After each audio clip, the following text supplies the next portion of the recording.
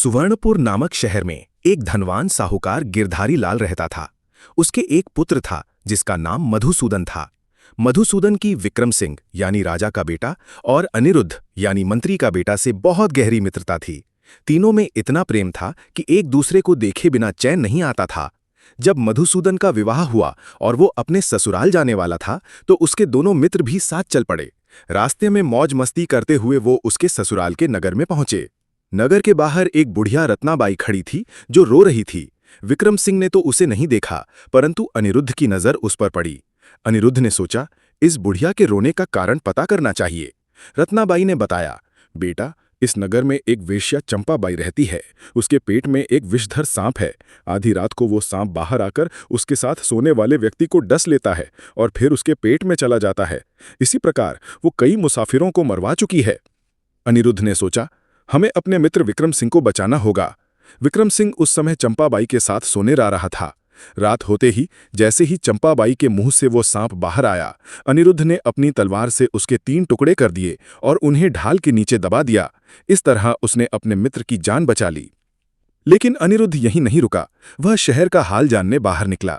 बाहर उसने देखा कि एक नवयुवती सुलोचना सोना श्रृंगार किए जंगल की ओर जा रही है। वह उसके पीछे पीछे चला और देखा कि वह एक साधु भैरवनाथ की कुटिया में पहुंची। भैरवनाथ ने क्रोधित होकर पूछा, आज इतनी देर क्यों की? सुलोचना ने बताया कि उसका पति उसे ससुराल ले जाने आया है और घरवाले स्वागत में व्यस्त थे, इसलिए देर हो गई। ये सुनकर भैरवनाथ क्रोधित हुआ और उसकी नाक काट दी। ये दृश्य देखकर अनिरुद्ध को बहुत गुस्सा आया और उसने भैरवनाथ का सिर धड़ से अलग कर दिया। आगे बढ़ते हुए अनिरुद्ध को एक छोटा मंदिर दिखा जहां 4 चोर बातें कर रहे थे। चौथा चोर बोला, यदि देवी की कृपा से अच्छा माल हाथ लगा तो मैं राजा की बेटी राजकुमारी पद्मिनी को पकड़कर उसकी बलि चढ़ाऊंगा। अनिरुद्ध ने यह सब सुना और मंदिर में छिप गया। कुछ देर बाद चोरों ने शहर से बहुत सा माल लूटा और फिर राजकुमारी पद्मिनी को महल से अगवा कर मंदिर में ले आए। जैसे ही चौथे चोर ने उसका सिर काटने की कोशिश की, अनिरुद्ध ने तलवार से उसका सिर उड़ा दिया और बाकी चोरों को भी मार डाला। उसने राजकुमारी से कहा, तुम मेरी बहन समान हो, अब सुरक्षित महल लौट जाओ। लेकिन राजकुमारी ने विनती की, आपने मेरी जान बचाई है, कृपया मुझे महल तक पहुंचा दें। अनिरुद्ध ने कमंद से उसे महल में पहुंचा दिया, परंतु महल में पहुंचकर राजकुमारी पद्मिनी उसकी सुंदरता और वीरता पर मोहित हो गई और बोली, मुझे अपनी दासी बना लो। अनिरुद्ध ने कहा, हे भगवान, ये क्या कह रही हो? मैं तो तुम्हें अपनी बहन मान चुका हूं। लेकिन राजकुमारी ने हठपूर्वक कहा, आज की रात मेरे साथ गुजारो, वरना मैं तुम्हें मरवा दूंगी। अनिरुद्ध ने राजकुमारी पद्मिनी की बातें सुनी तो वो भीतर ही भीतर क्रोधित हुआ, परंतु अपने संयम और बुद्धि से बोला, राजकुमारी, मैं तुम्हें अपनी बहन मानता हूं। ऐसा अनुचित कार्य करने से तुम्हारा और मेरा दोनों का अपमान होगा। लेकिन पद्मिनी पर उसकी वीरता और सुंदरता का मोह इतना गहरा था कि वो मानने को तैयार नहीं थी। उसने पुनः धमकी दी, अनिरुद्ध, यदि तुम मेरी बात नहीं मानोगे तो मैं राजा से कह दूंगी कि तुम मुझे अगवा करके लाए थे, तब तुम्हें मृत्यु दंड मिलेगा। अनिरुद्ध के मन में क्षण भर के लिए चिंता हुई, लेकिन फिर उसने सोचा, सत्य और धर्म पर डटे रहना ही वीरता है, चाहे इसके लिए प्राण ही क्यों न देने पड़े। राजकुमारी ने अपनी दासियों को बुलाकर कहा, इस युवक को महल में कैद कर लो, कल सुबह राजा के सामने पेश करना है। दासियों ने आदेश का पालन किया और अनिरुद्ध को एक कक्ष में बंद कर दिया गया। रात बीतते बीतते पद्मिनी ने सोचा, क्यों ना इस पर कोई जादू टोना कर दूं ताकि ये मेरी इच्छा के अनुसार व्यवहार करे। वो महल के गुप्त तहखाने में गई जहां एक तांत्रिक महिला कल्याणी रहती थी। कल्याणी ने उसकी बात सुनी और बोली, राजकुमारी, ये युवक बड़ा धर्मनिष्ठ है, इसे वश में करने के लिए तांत्रिक क्रिया करनी होगी जिसमें एक बड़ा बलिदान देना पड़ेगा। राजकुमारी ने कहा, बलिदान चाहे जो भी हो, मैं तैयार हूं। उधर अनिरुद्ध ने महल के पहरेदारों से बातचीत कर उन्हें विश्वास में लिया। उसने उन्हें बताया कि कैसे उसने विषधर सांप मारकर अपने मित्र विक्रम सिंह की जान बचाई, कैसे भैरवनाथ साधु को मारकर सुलोचना को बचाया और कैसे उसने चारों चोरों को खत्म कर राजकुमारी को सुरक्षित महल पहुंचाया। पहरेदारों में से एक, जिसका नाम वीरेश था, बहुत प्रभावित हुआ और बोला, मित्र, मैं तुम्हें आज रात यहां से चुपचाप निकाल सकता हूं, लेकिन बदले में तुम्हें वादा करना होगा कि सच्चाई राजा के सामने पहुंचे। अनिरुद्ध ने सहमति जताई। आधी रात को वीरेश ने महल का पिछला दरवाजा खोला और अनिरुद्ध को बाहर निकाल दिया। अनिरुद्ध सीधे अपने मित्र विक्रम सिंह और मधुसूदन के पास पहुंचा और उन्हें सारी घटना बताई। विक्रम सिंह ने कहा, मित्र, हम ये अन्याय बर्दाश्त नहीं करेंगे। हम कल सुबह दरबार में सबूतों के साथ जाएंगे। अगले दिन तीनों मित्र दरबार में पहुंचे। राजा ने पद्मिनी से पूछा, बेटी, ये युवक कौन है? पद्मिनी ने झूठ बोलते हुए कहा, पिताजी, इसने मुझे अगवा किया था और मेरी जान लेने वाला था। इतना सुनते ही अनिरुद्ध ने शांति से कहा, महाराज, यदि आपकी अनुमति हो तो मैं एक एक घटना का वर्णन करूं और आपके शहर के लोग गवाही देंगे। राजा ने अनुमति दी। अनिरुद्ध ने सारी घटनाएं सुनाई। सांप वाली बुढ़िया रत्नाबाई, सुलोचना और साधु भैरवनाथ का प्रसंग, चारों चोरों का अंत और कैसे राजकुमारी को उसने सुरक्षित महल पहुंचाया। रत्नाबाई, सुलोचना और पहरेदार वीरेश को दरबार में बुलाया गया। उन्होंने सत्य की गवाही दी। सारी सच्चाई सामने आ गई। राजा को पद्मिनी पर क्रोध आया और उसने कहा, बेटी, तुम्हारे इस कृत्य ने हमारे वंश की इज्जत मिट्टी में मिलाने की कोशिश की है। तुम्हें इसके परिणाम भुगतने होंगे। राजा ने पद्मिनी को महल के भीतर ही नजरबंद कर दिया और अनिरुद्ध को सम्मानित करते हुए कहा, वीर युवक, तुमने हमारे राज्य का मान बढ़ाया है। तुम्हें राज रक्षक की उपाधि दी जाती है। अनिरुद्ध ने विनम्रता से कहा, महाराज, मैं तो केवल अपना कर्तव्य निभा रहा था। इसके बाद तीनों मित्र अनिरुद्ध, विक्रम सिंह और मधुसूदन सुवर्णपुर लौट आए और उनकी मित्रता पहले से भी अधिक गहरी हो गई। महल में नजरबंद की गई राजकुमारी पद्मिनी दिन रात अपने किए पर पछताने लगी। उसे एहसास हुआ कि उसकी हठधर्मिता और मोह के कारण उसने एक सच्चे वीर अनिरुद्ध का अपमान किया। लेकिन अब हालात बदल चुके थे। महल में उसकी इज्जत भी दांव पर थी और बाहर राज्य पर एक नया संकट मंडरा रहा था। राज्य की सीमा पर डाकुओं का एक बड़ा गिरोह, जिसका नेतृत्व भयंकर डाकू कालीवन करता था, हमला करने की तैयारी कर रहा था। कालीवन का उद्देश्य सुवर्णपुर को लूटना और राजा की सत्ता को खत्म करना था। राजा को जैसे ही इस खबर का पता चला, उन्होंने तुरंत अनिरुद्ध को बुलवाया और कहा, वीर अनिरुद्ध, तुम पर हमारा विश्वास अटूट है। ये मिशन तुम्हें ही संभालना होगा। अनिरुद्ध ने बिना देर किए अपने मित्र विक्रम सिंह और मधुसूदन को साथ लिया और कालीवन के ठिकाने की ओर निकल पड़ा। इधर महल में बैठी पद्मिनी ने यह सुना तो उसका दिल घबरा गया। वो सोचने लगी कि अगर अनिरुद्ध को कुछ हो गया तो मैं कभी अपने अपराध का प्रायश्चित नहीं कर पाऊंगी। उसने निश्चय किया कि वो भी भेष बदलकर इस मिशन में जाएगी। रातों रात उसने एक साधारण वेशभूषा पहनी, हथियार लिया और महल से निकल पड़ी। कालीवन का अड्डा एक गहरी घाटी में था, जहां पहुंचने के लिए घने जंगल और खतरनाक चट्टानों से गुजरना पड़ता था। अनिरुद्ध और उसके मित्रों ने पहले चारों ओर का मुआयना किया। उन्होंने देखा कि डाकुओं के पास बड़ी संख्या में घोड़े, हथियार और खजाने के बक्से थे। अनिरुद्ध ने योजना बनाई। पहला, विक्रम सिंह डाकुओं के घोड़ों को चुपके से खोलकर जंगल में छोड़ देगा। दूसरा, मधुसूदन उनके हथियारों के भंडार में आग लगाएगा। तीसरा, खुद अनिरुद्ध कालीवन को अकेला पाकर उससे आमना सामना करेगा। योजना के बीच में ही एक महिला योद्धा ने अनिरुद्ध का रास्ता रोका। वो थी भेष बदले राजकुमारी पद्मिनी। पद्मिनी ने कहा, अनिरुद्ध, मुझे तुम्हारे साथ लड़ने दो। ये मेरी गलती का प्रायश्चित होगा। अनिरुद्ध पहले तो हैरान हुआ, लेकिन समय कम था, इसलिए उसने हामी भर दी। रात ढलते ही योजना शुरू हुई। विक्रम सिंह ने घोड़ों को आजाद कर दिया। मधुसूदन ने हथियारों के भंडार में आग लगा दी। डाकुओं में अफरा तफरी मच गई। अनिरुद्ध ने इस मौके का फायदा उठाकर कालीवन को ललकारा। कालीवन एक विशालकाय और ताकतवर योद्धा था। दोनों के बीच तलवारें टकराईं, चिंगारियां उड़ने लगीं। कालीवन ने अनिरुद्ध पर भारी वार किया, लेकिन तभी पीछे से पद्मिनी ने अपनी तलवार उसके पैर पर मारी, जिससे वो लड़खड़ा गया। अनिरुद्ध ने मौके का फायदा उठाकर एक ही वार में उसका अंत कर दिया। डाकुओं के मारे जाने और भाग जाने के बाद सुवर्णपुर फिर से सुरक्षित हो गया। राजा ने दरबार में अनिरुद्ध, विक्रम सिंह, मधुसूदन और पद्मिनी का सम्मान किया। पद्मिनी ने सबके सामने कहा, अनिरुद्ध, मैंने तुम्हारा अपमान किया था। तुमने न केवल मेरी जान बचाई, बल्कि मेरे राज्य को भी सुरक्षित किया। मैं आज तुम्हें भाई मानकर इस रिश्ते को सदा के लिए पवित्र करती हूं। अनिरुद्ध ने मुस्कुराकर कहा, बहन, यही मेरा सबसे बड़ा पुरस्कार है। सुवर्णपुर में फिर से खुशियां लौट आईं और तीनों मित्रों की वीरता के किस्से दूर दूर तक फैल गए। कालीवन के मारे जाने के कुछ ही महीने बाद सुवर्णपुर में फिर हलचल मच गई।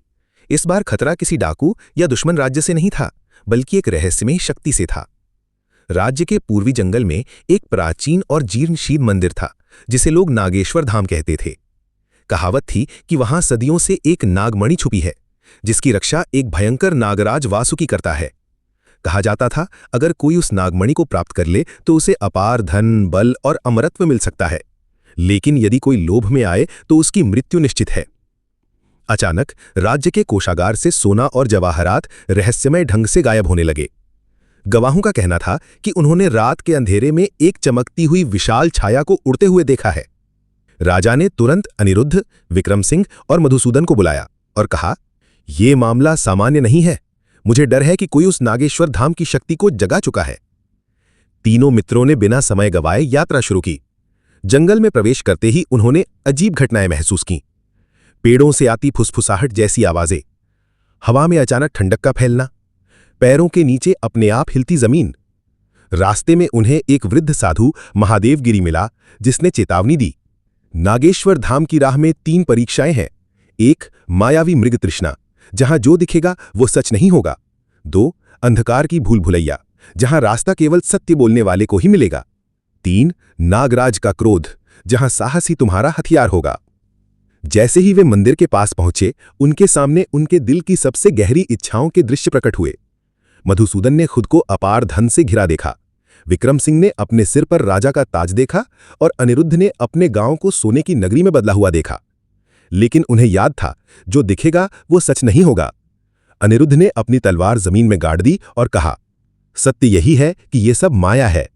दृश्य टूट गए और वे आगे बढ़ गए।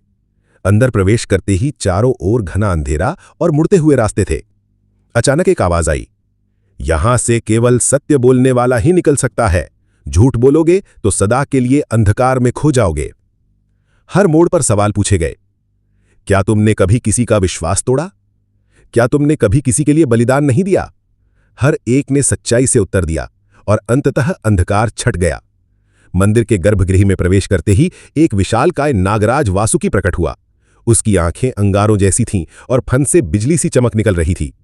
वो गरगा, नागमणि लोभियों के लिए नहीं है, बताओ तुम यहां क्यों आए हो? अनिरुद्ध ने आगे बढ़कर कहा, हम लोभ के लिए नहीं आए, बल्कि उस शक्ति को रोकने आए हैं जो हमारे राज्य को नष्ट कर सकती है। वासुकी ने उनकी नीयत परखने के लिए उन पर हमला किया। युद्ध भयंकर था। वासुकी के फन से जहर की धार निकलती और अनिरुद्ध अपनी ढाल से उसे रोकता। विक्रम सिंह ने मशाल से उसकी आंखों में तेज रोशनी डाली, जबकि मधुसूदन ने जमीन में पड़े प्राचीन मंत्र लिखे पत्थर को उठा लिया और जोर से पढ़ा। मंत्र सुनते ही वासुकी शांत हो गया और बोला, तुमने साहस, सत्य और निस्वार्थता की परीक्षा पास कर ली है। नागमणि यहां सुरक्षित रहेगी, लेकिन तुम्हारे राज्य पर इसका कोई संकट नहीं आएगा। तीनों मित्र सुरक्षित वापस लौटे। राजा ने उन्हें राज्य के रक्षक के रूप में फिर से सम्मानित किया। महल में पद्मिनी ने भी उनकी बधाई दी और कहा, आज मैं गर्व से कह सकती हूं कि मेरे राज्य के रक्षक संसार के सबसे बहादुर हैं।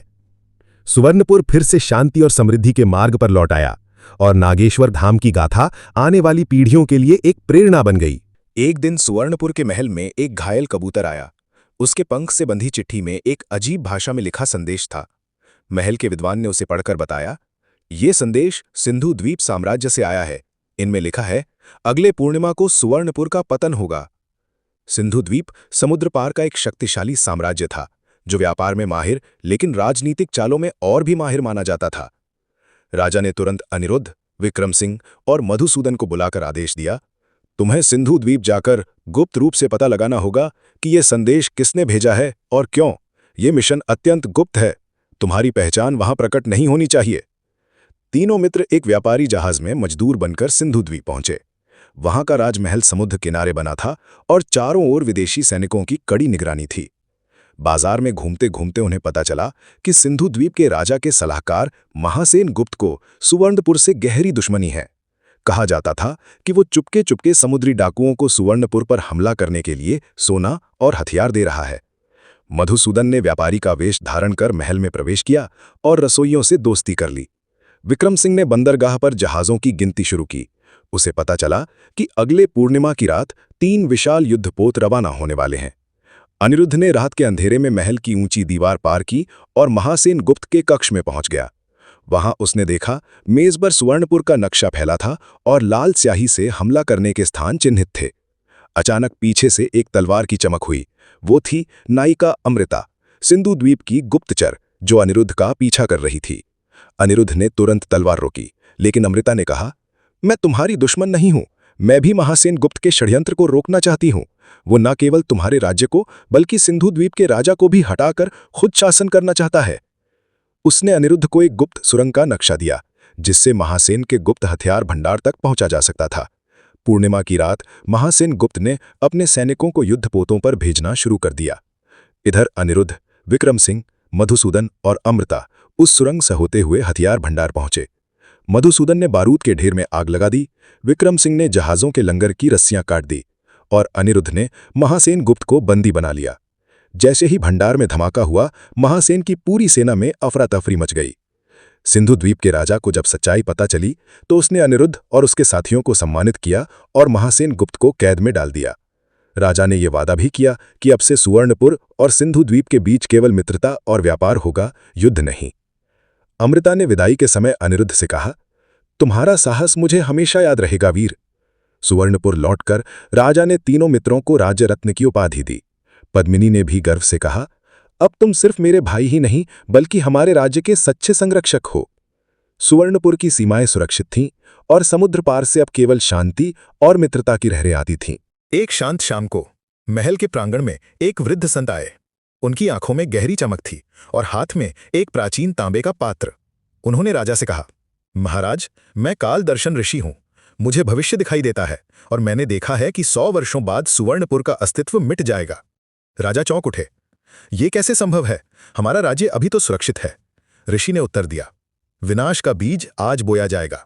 यदि तुम्हारे 3 वीर इसे अतीत में जाकर नष्ट न करें तो इतिहास बदल जाएगा। ऋषि ने तांबे के पात्र से नीली धुंध निकालकर कहा, इसमें समय का द्वार है, लेकिन याद रखना, अतीत में कोई भी गलत परिवर्तन भविष्य को भयानक बना सकता है। अनिरुद्ध, विक्रम सिंह और मधुसूदन ने बिना झिझके मिशन स्वीकार किया। धुंध में प्रवेश करते ही वे अचानक 300 वर्ष पुराने सुवर्णपुर में पहुंच गए। उस समय राज्य छोटा था और चारों ओर जंगली कबीलों का खतरा था। जांच पड़ताल में उन्हें पता चला कि विनाश का बीज कोई वस्तु नहीं बल्कि एक व्यक्ति था, एक युवा महत्वाकांक्षी योद्धा भैरवनाथ, जो भविष्य में सुवर्णपुर का गद्दार बनकर दुश्मनों को राज्य का नक्शा देगा। समस्या ये थी कि इस समय भैरवनाथ अभी एक 18 वर्षीय साधारण सैनिक था और उसके मन में अभी तक बुराई का बीज नहीं पनपा था। यदि वे उसे मार देंगे तो इतिहास में बड़ा बदलाव होगा और शायद सुवर्णपुर का भविष्य और भी बुरा हो जाएगा। अनिरुद्ध ने कहा, हमें उसे दुश्मनों का हाथ पकड़ने से पहले सही राह पर लाना होगा। भविष्य बदलना है, लेकिन हत्या करके नहीं बल्कि उसके दिल को बदलकर। विक्रम सिंह ने भैरवनाथ को युद्ध कला सिखाना शुरू किया। मधुसूदन ने उसे वीरता और वफादारी की कहानियां सुनाई। धीरे धीरे भैरवनाथ में देशभक्ति और सम्मान की भावना जागी। लेकिन तभी जंगल से एक रहस्यमयी योद्धा स्त्री आई, कृष्ण माया।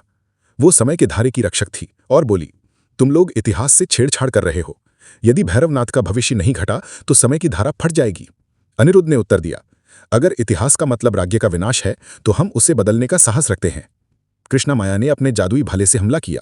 तीनों मित्र और भैरवनाथ ने मिलकर मुकाबला किया। भाले से निकलती बिजली की लहरें समय को मोड़ रही थीं। एक पल वे युद्ध के मैदान में थे, अगले ही पल समुद्र के बीच, फिर किसी रेगिस्तान में। अंततः अनिरुद्ध ने कृष्णा माया का भाला पकड़कर कहा, इतिहास तो वही रहेगा, लेकिन हम उसकी आत्मा को बदल देंगे। घटनाएं घटेंगी पर नतीजा नया होगा। कृष्णा माया ने उनकी दृढ़ता देखकर भाला छोड़ दिया और कहा, तुमने समय को पराजित नहीं बल्कि सम्मान दिया है। जाओ, भविष्य सुरक्षित होगा। भैरवनाथ अब एक सच्चा रक्षक बन चुका था, जिसने कसम खाई कि वो जीवन भर सुवर्णपुर की रक्षा करेगा। तीनों मित्र नीली धुंध में लौट आए और वर्तमान में पहुंचे। राजमहल में लौटकर उन्होंने देखा, सुवर्णपुर पहले से भी अधिक समृद्ध था। लेकिन कालदर्शन ऋषि ने चुपचाप कहा, इतिहास तो बदल गया, लेकिन समय की धारा में एक और लहर उठ रही है जो तुम्हें बहुत जल्द बुलाएगी। कालदर्शन ऋषि की चेतावनी के कुछ ही दिनों बाद सुवर्णपुर के आसमान में एक अजीब घटना हुई। रात के समय चंद्रमा पर लाल परछाई उभर आई और समुद्र से एक गूंज उठी, मानो हजारों ड्रम एक साथ बज रहे हों। ऋषि ने बताया, यह संकेत है कि महासुर वज्रकाय जाग रहा है। 1000 साल पहले उसे समुद्र के तल में कैद किया गया था, लेकिन समय की धारा में बदलाव से उसकी कैद कमजोर हो गई है। यदि वो मुक्त हुआ तो न केवल सुवर्णपुर बल्कि पूरी धरती खतरे में होगी। राजा ने तुरंत आदेश दिया, सुवर्णपुर की पूरी सेना समुद्र किनारे तैनात हो। अनिरुद्ध, विक्रम सिंह और मधुसूदन को विशेष हथियार दिए गए। अग्निवाण जो लोहे और पत्थर को पिघला सके, वज्रशूल जो बिजली की शक्ति से प्रहार करे, कालचक्र ढाल जो समय को कुछ क्षणों के लिए धीमा कर सके। ऋषि ने चेताया, वज्रकाय को मारना संभव नहीं है, उसे फिर से कैद करना ही एकमात्र उपाय है। पूर्णिमा की रात समुद्र का जल उफान मारने लगा। लहरों के बीच से एक विशाल आकृति निकली, 60 हाथ लंबा, लोहे जैसे चमड़े वाला, आंखों से आग बरसाता वज्रकाय। उसके कदम पड़ते ही जमीन कांपने लगी और लहरें स्वर्णपुर की दीवारों से टकराने लगीं। विक्रम सिंह ने वज्रशूल से बिजली का प्रहार किया, जिससे वज्रकाय कुछ पल के लिए लड़खड़ा गया। मधुसूदन ने अग्निवाण से उसके पैरों को जलाया, लेकिन वो और क्रोधित हो गया। अनिरुद्ध ने कालचक्र ढाल का उपयोग किया। समय धीमा हो गया और उस छोटे से क्षण में उन्होंने दैत्य के गले में ऋषि द्वारा दिया गया मंत्रबंधन हार डाल दिया। लेकिन वज्रकाय ने हार को तोड़ डाला और गर्जना की, तुमने समय बदलकर मुझे जगाया है, अब समय तुम्हारा नाश करेगा। अचानक अमृता, जो सिंधु द्वीप की गुप्तचर थी, अपने जहाज के साथ युद्ध में शामिल हो गई। उसने बताया कि समुद्र के बीच अगाध गह्वर नाम की एक खाई है जिसमें समय का द्वार है, वही द्वार जिससे वज्रकाय को फिर से कैद किया जा सकता है। योजना बनी। विक्रम सिंह और मधुसूदन दैत्य को भटकाकर खाई की ओर ले जाएंगे, जबकि अनिरुद्ध और अमृता समुद्र में जाकर समय द्वार का मंत्र सक्रिय करेंगे। युद्ध भीषण था। वज्रकाय लहरों और बिजली के बीच गरजता हुआ खाई तक पहुंचा। जैसे ही मंत्र सक्रिय हुआ, खाई से नीली रोशनी उठी और दैत्य को अंदर खींचने लगी। लेकिन आखिरी क्षण में वज्रकाय ने अनिरुद्ध को पकड़ लिया। अनिरुद्ध ने मुस्कुराते हुए कहा, अगर मुझे साथ जाना पड़े तो भी मैं सुवर्णपुर की रक्षा करूंगा। और वो खुद को खाई में कूद गया, वज्रकाय को साथ खींचते हुए। समुद्र शांत हो गया, आकाश साफ हो गया। सुवर्णपुर बच गया, लेकिन उसका सबसे बहादुर योद्धा अब समय की गहराई में कहीं खो चुका था। राजा ने समुद्र किनारे अनिरुद्ध की एक विशाल प्रतिमा बनवाई और उसकी तलवार महल में काल रक्षक के नाम से रखी गई।